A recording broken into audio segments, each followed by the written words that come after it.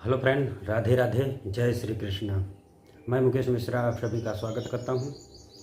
गोस्वामी तुलसीदास जी ने रामायण में किस तरह से श्री राम जी का चरित्र चित्रण का वर्णन किया है उसके बारे में यह वीडियो है। इसमें प्रभु श्री राम की गाथा और उनकी भजन और उनकी कहानी और उन्होंने कैसे कैसे सबका उद्धार किया उसके बारे में यह कहानी है, यह गाथा है, यह भजन है, जिसको सुन करके आप लोग भोर विभोर हो जाएंगे। सुनने में आप लोगों को बहुत आनंद आएगा, इसलिए वीडियो को छोड़ के मत जाइएगा, वीडियो पूरी देखिएगा, आप लोगों को आनंद ही आनंद मिलेगा।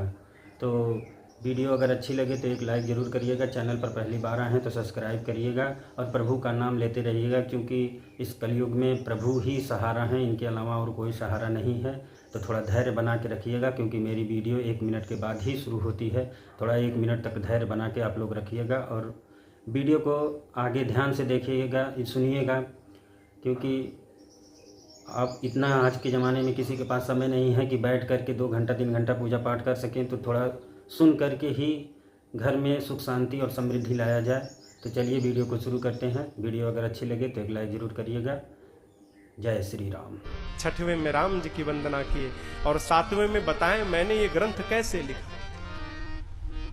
नाना पुराण निगमागम सम्मतम यद रामायणे निगदितम क्वचिदन्यतोपि स्वान्तः सुखाय तुलसी रघुनाथ गाथा भाषा निबंध मति मंजुल मातनोति। अब तक मैं जानता था रमेश भैया कि बाबा कह रहे हैं स्वान्तः सुखाय, अपने सुख के लिए मैंने लिखा है। लेकिन मेरे गुरुदेव भगवान बोले बेटा, अमर कोश में स्व के 4 अर्थ है, आत्मा, आत्मीय, जाति और सेवक। पूज्यपाद गोस्वामी जी स्वान्तः स्व के लिए लिखे, स्व यानी अपनी आत्मा के लिए, अपनी आत्मीय जनों के लिए, जाति मनुष्य जाति के लिए, और सेवक अपने से जो छोटे हैं उनके हित के लिए।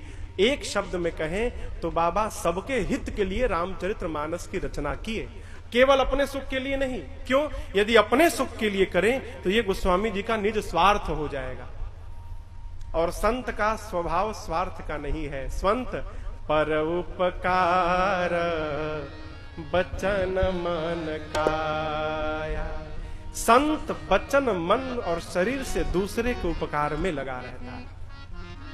बाबा ने 7 श्लोक लिखे, पंचदेव उपासना के लिए 5 सोरठा लिखे। उसके बाद वंदना क्रम प्रारंभ किए। सबसे पहले गुरु चरण रज की वंदना किए, ब्राह्मणों की वंदना किए, संत समाज की वंदना किए, दुष्टों की वंदना किए, भगवान के परिकर समाज की वंदना किए। उसके बाद भगवान के नाम की वंदना की। कलयुग में भगवान के नाम को छोड़कर दूसरा कोई साधन नहीं। एक कथा आपको सुनाऊं। दक्षिण भारत में कथाओं में मैं इस कथा को स्मरण करता रहता हूं। एक तिरुनारायण स्वामी का मंदिर है। आदि रामानुजाचार्य भगवान, अपने परंपरा के आदि रामानुजाचार्य भगवान का जब अवतार हुआ तो एक बार भगवान रामानुजाचार्य जी अपने हजारों शिष्यों को लेकर भगवान तिरुनारायण स्वामी के मंदिर में चले गए। भगवान ये सत्य घटना है, ये बनी बनाई बात नहीं है, सत्य घटना है, प्रत्यक्ष घटना है ये। भगवान सोचने लगे, बताओ त्रेता में आकर, द्वापर में आकर मैंने अपने मुख से घोषणा की कि मेरे शरण में आओ, तुम्हारा उद्धार कर दूंगा। ये सुनने के बाद भी गिने चुने लोग आए मेरे पास, सब नहीं आए। और ये कलयुग में आकर न जाने इसने कौन सी पट्टी पढ़ाई कि हजारों हजारों लोग अपने घर को छोड़कर मेरे शरण में आ गए। जो कार्य मैं स्वयं नहीं कर पाया वो कलयुग का आया जीव कर गया। भगवान के मन में प्रश्न आया। जैसे रामानुजाचार्य भगवान मंदिर में आए, भगवान ने अपने सेवकों से कहा कि रामानुजाचार्य को गर्भगृह में बुलाया जाए। सेवक जाकर बोले, रामानुजाचार्य भगवान पहुंचे गर्भगृह में।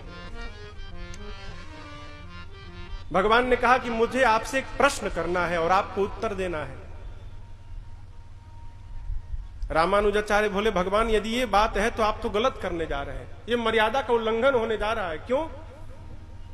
प्रश्न करने वाला छोटा होता है, उत्तर देने वाला बड़ा होता है। आप सिंहासन पर बैठे हैं और मैं नीचे खड़ा हूं, ये तो विपरीत अवस्था है। आप मुझे ऊपर बिठाए, अपने नीचे आइए पहले, और यहां स्थान नहीं है, यहां से बाहर निकलिए मंडपम में पहले। ठाकुर जी बोले ठीक है भाई, सेवकों को कहें कि मुझे बाहर निकालिए, इनका आसन ऊपर लगाइए, मुझे नीचे करिए।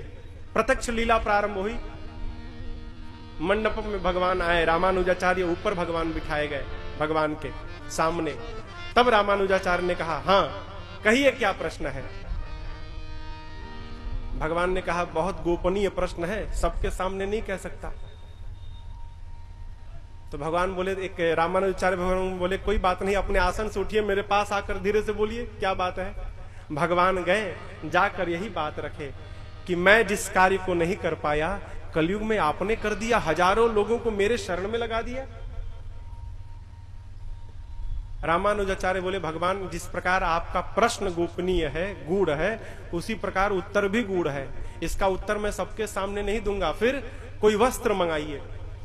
वस्त्र मंगाए, भगवान के सिर को ढके और उसी वस्त्र के भीतर जाकर और भगवान के दाहिने कान में रामानुजाचार्य भगवान ने 3 बार नारायण नारायण का नाम ले लिया, लेकर बाहर आ गए। हो गया उत्तर। बोले अरे मैं जान गया, ऐसे तो आप लोग चेला बनाते हो कान में 3 बार नाम बोल के। तो रामानुजाचार्य भगवान बोले वही तो किया मैंने, आपको अपना चेला बना लिया। आज से मैं आपका गुरु, आप मेरे चेले हो गए। मुस्कुरा गए, बोले भगवान प्रभु हमारे पास कुछ नहीं है, हमारे पास कुछ है तो आपके नाम का ही बल है। हम कुछ नहीं करते, जो भी संसार का जीव मिलता है आपके नाम को बार बार उसके कान में बोल बोलकर, और आपके नाम की महिमा है कि उसके नाम के प्रभाव से जीव जगत का त्याग करके आपकी शरण में आ जाता। प्रभु हम कुछ नहीं करते, जो कुछ भी करता है आपका नाम करता है। इतनी महिमा नाम का।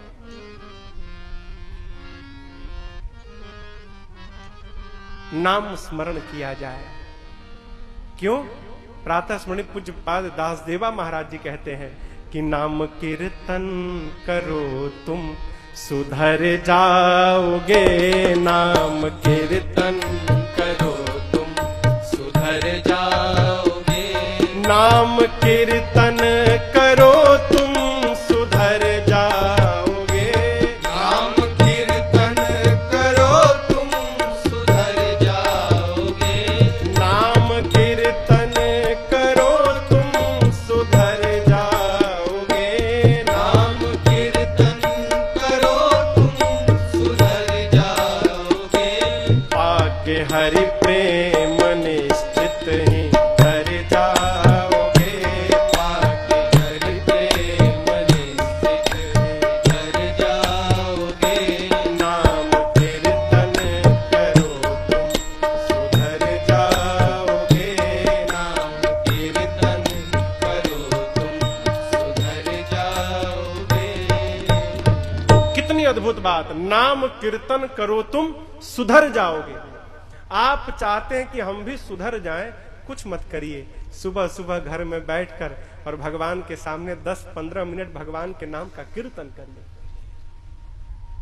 वाणी मधुर हो जाएगी। वाणी, आप कहोगे नाम कीर्तन से वाणी मधुर हो जाएगी। अरे जब कौवा मीठा बोलने लगा हो तो हम तो मनुष्य हैं। कागभूषुंडी जी महाराज कौवा है, कांव कांव। यदि घर पर कौवा आके बोलने लगे तो लोग डंडा या पत्थर उठाते हैं, लेकिन कागभूषुंडी जी महाराज भगवान की कथा गाते हैं। परिणाम मधुर बचन तब बोले कागा। कागा मधुर वचन बोला, ये भगवान के नाम की महिमा है। कुछ मत करिए। आप चाहते हैं कि आपके बच्चों के जीवन में मधुरता आए। सुबह सुबह माई बाप केवल 5-10 मिनट बैठकर बच्चों के साथ केवल भगवान के नाम का कीर्तन करिए।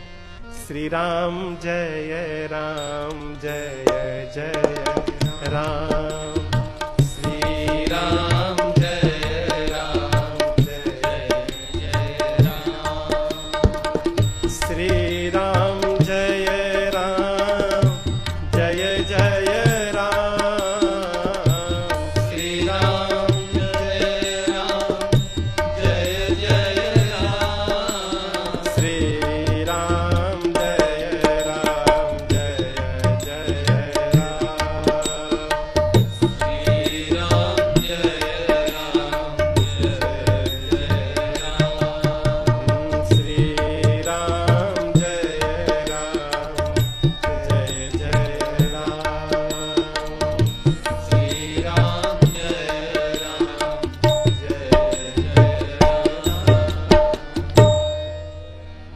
भगवान के नाम की महिमा। देखिए कीर्तन प्रारंभ हो गया, श्री राम जय जय राम। कीर्तन करिए, क्यों? ये नाम की महिमा है। गोस्वामी जी ने नाम की वंदना की और उसके बाद भूत भवन भगवान शिव को प्रणाम करके कथा प्रारंभ किए। कथा अब पहुंच गई तीर्थराज प्रयाग। तीर्थराज प्रयाग, जहां भरद्वाज जी नाम के एक मुनि रहते हैं। बाबा बोले, भरद्वाज मुनि बसहि प्रयागा, भरद्वाज मुनि बसहि प्रयागा, तिनहि राम पद अति अनुरागा, तिनहि राम पद अति अनुरागा, आपस समदम दया निधाना, आपस समदम दया निधाना, परमारथ पथ परम सुजाना, परमारथ पथ परम सुजाना। भरद्वाज जी तीर्थराज प्रयाग में रहते हैं। प्रयाग समझ रहे हैं ना आप लोग? आजकल जिसका नाम इलाहाबाद है, त्रिवेणी का संगम। एक बार याज्ञवल्क नाम के एक ऋषि आकर जब प्रयाग से जाने लगे तो भरद्वाज जी उनको रोक लिए, आश्रम में ले जाकर पूजन किए, पद पखारन किए और उसके बाद बिठाएं, हाथ जोड़कर कहे, प्रभु मुझे एक संशय है और मैं ये भी जानता हूं मेरे संशय को आपको छोड़कर दूसरा कोई दूर नहीं कर सकता। याज्ञवल्क जी ने पूछा, आपका संशय क्या है?